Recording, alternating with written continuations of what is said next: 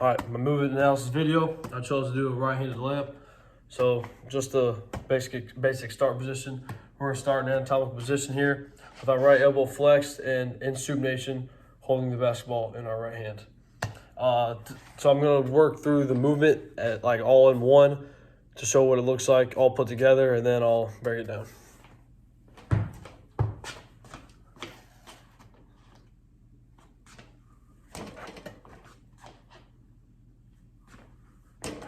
All right, all done. Wish it was that easy, but let's get into it. So I'm going to work through the general description of the approach phase first, and then when that's done, I'll do the detailed description of the approach phase, and then so on and so forth. So for the approach phase, we're starting here. The first movement is we want to get to the basket, so we're going to flex our left hip forward, moving our center of gravity forward. We don't take a step, flexing our hip and go backwards. So we're flexing the left hip, and then as that we're loading up, so both our knees flex, causing our ankles to go into dorsiflexion.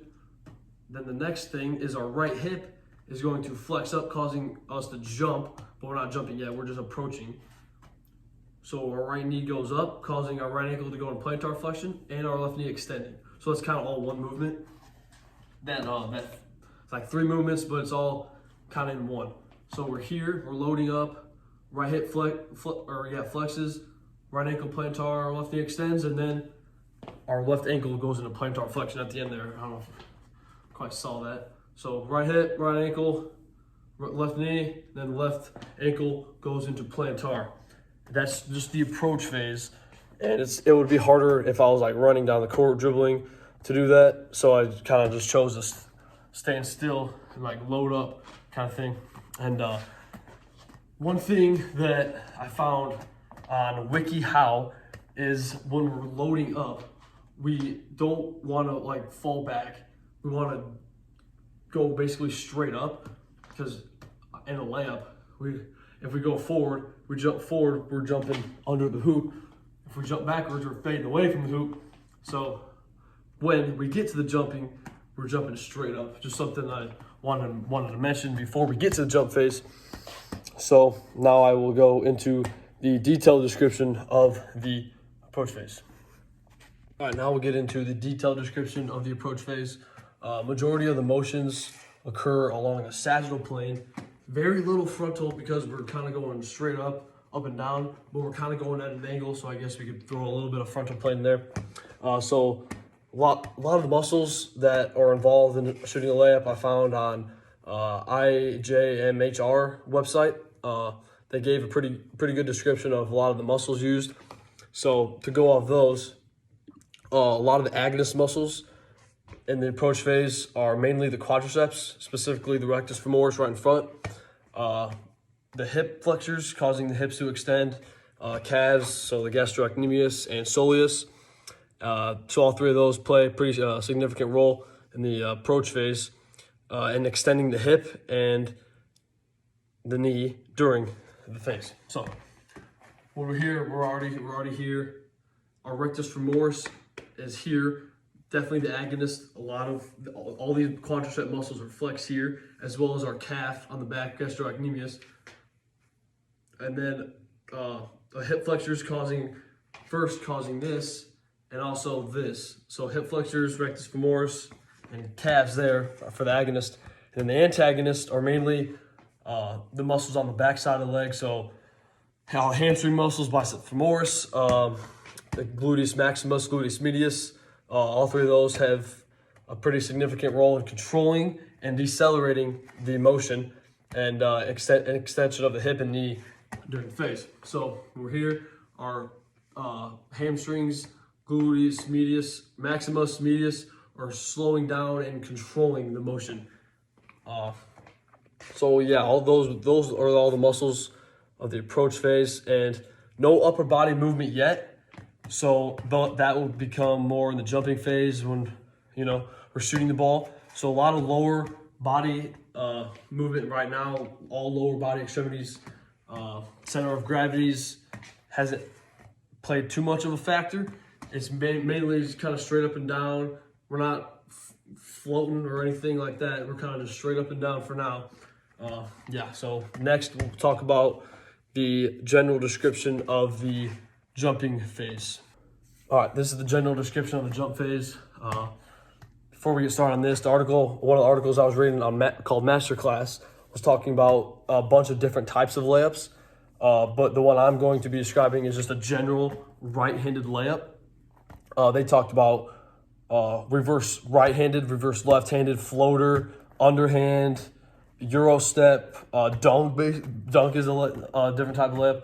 So they talked about a lot of different types, but the one I'm going to be doing is the most basic you can get, general right-handed layup for most people, but if you're left-handed, just a general left-handed layup. So a lot of movements during the jump phase occur in the upper body extremities, bringing the ball up, shooting the ball. So we got our glenohumeral joint in our shoulder, the humeral radial joint in our elbow, radial carpal in our wrist, and the atlanto-occipital in our neck when we're looking up, and also the knee and ankle. So to get into this, we'll start with the little bit of lower extremities for the jump phase, and then we'll move up to the upper body. So we're at the end of our approach phase here. Our knee is going to flex down, and our ankle is going into dorsiflexion there, causing us to jump. So like that there. And then while we're in the air, our shoulder is going to flex, our right elbow is going to pronate, our right elbow is going to extend, and then our right wrist extends. So while we're in the air, all this occurs at once. So it goes pretty fast. So over here, we're just like, it just happens like that. So to slow it down one more time, we're here, our right knee flexes, then our left knee extends as our left ankle goes into plantar flexion, causing us to jump. And then while we're in the air, our right shoulder flexes, right elbow pronates, right elbow extends, right wrist extends as well, shooting the ball. All that occurs along the sagittal plane, up and down. And then one little tweak, one little thing is if you watch basketball, if you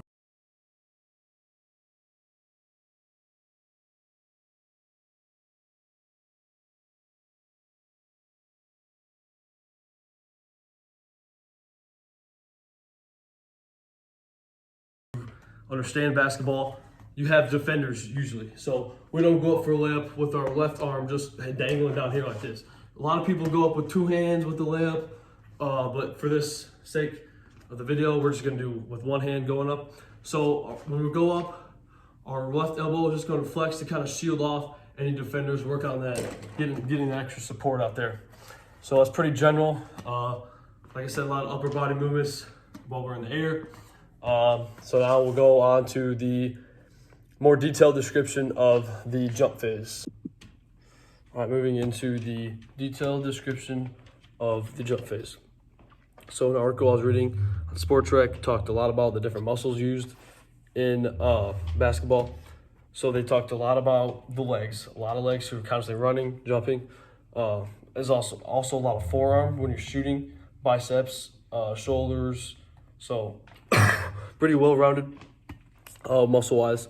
So the agonist muscles used in the jump phase still are the quadriceps and the calves, providing the upward lift needed to jump. The calves contribute to the plantar flexion, pushing off the ground. So rectus femoris, calves, gastrocnemius soleus.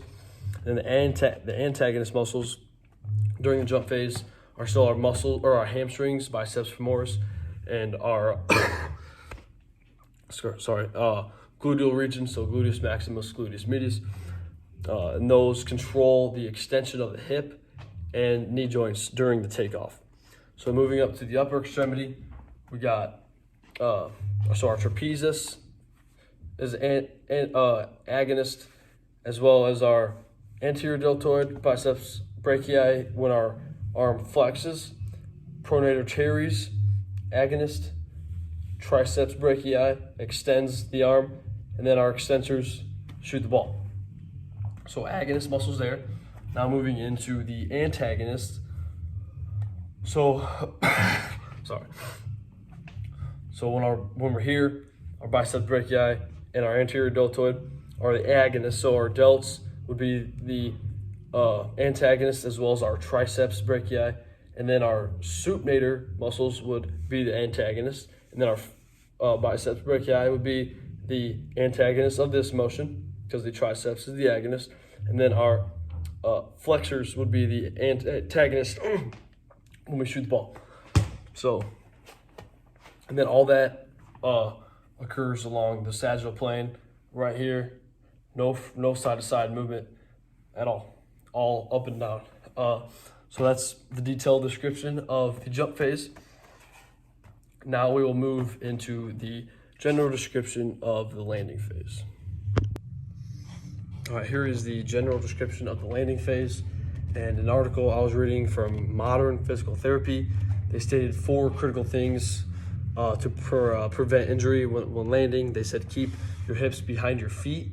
Do not let your knees fall ahead of your toes or cave in towards each other. Keep your feet shoulder width apart to maintain a good base of support for balance.